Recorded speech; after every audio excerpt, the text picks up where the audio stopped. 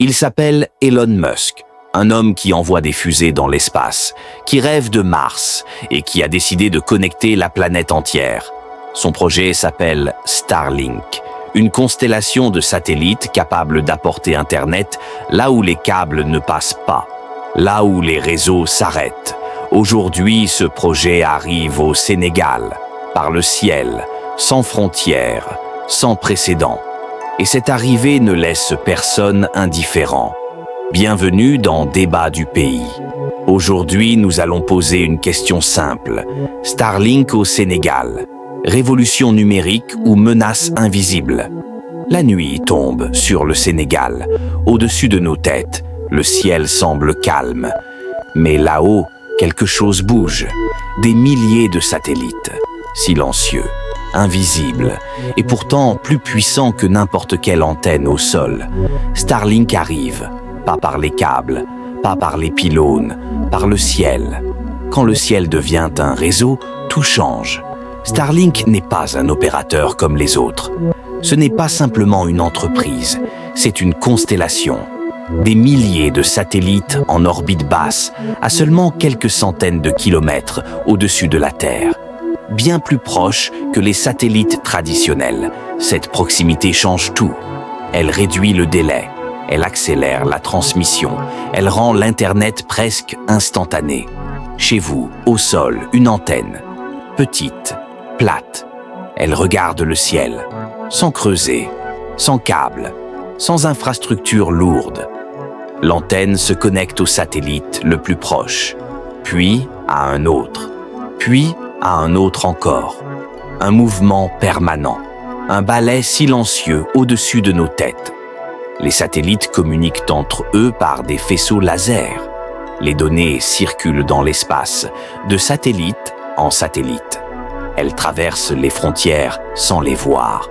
La donnée ne touche presque jamais le sol, et cette architecture change la notion même de réseau. En termes de performance, Starlink délivre des débits élevés, souvent entre 50 et plus de 200 mégabits par seconde. La latence est faible, autour de 20 à 40 millisecondes, assez rapide pour les appels vidéo, pour le télétravail, pour l'enseignement à distance, pour la télémédecine, là où la fibre n'existe pas, là où le réseau est instable. Starlink continue, mais la puissance a un prix. Il y a d'abord l'équipement, une antenne, un routeur, puis l'abonnement mensuel.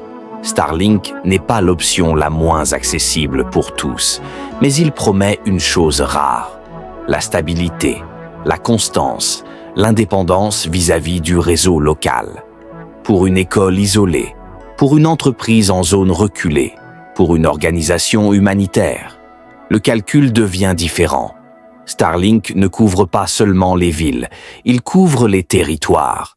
Villages reculés, zones difficiles d'accès, espaces oubliés des cartes numériques, là où poser un câble coûte trop cher, là où les opérateurs hésitent à investir.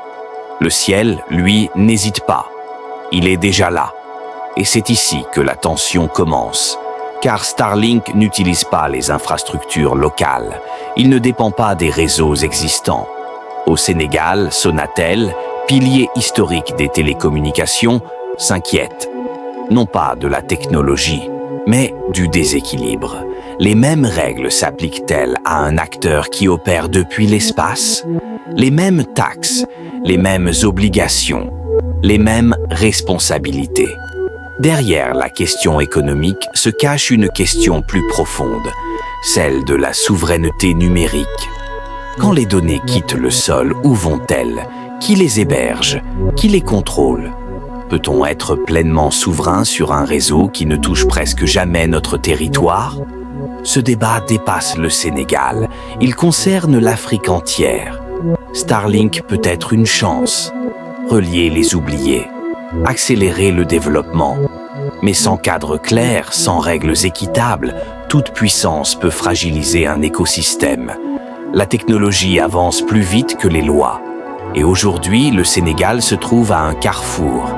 Subir ou choisir. Starlink n'est ni un ange, ni un démon. C'est une force, et toute force exige de la conscience. Le futur numérique du Sénégal ne se joue plus seulement au sol, il se joue aussi au-dessus de nos têtes. Ce débat ne doit pas rester silencieux. Starlink au Sénégal, opportunité ou menace? Révolution technologique ou risque pour notre souveraineté numérique? Votre avis compte. Dites-nous ce que vous en pensez dans les commentaires. Partagez cette vidéo. Faites circuler le débat. Et si vous voulez comprendre les grandes décisions qui façonnent l'avenir du Sénégal, abonnez-vous à la chaîne Débat du pays. Ici, on ne crie pas, on analyse, on débat. À très bientôt.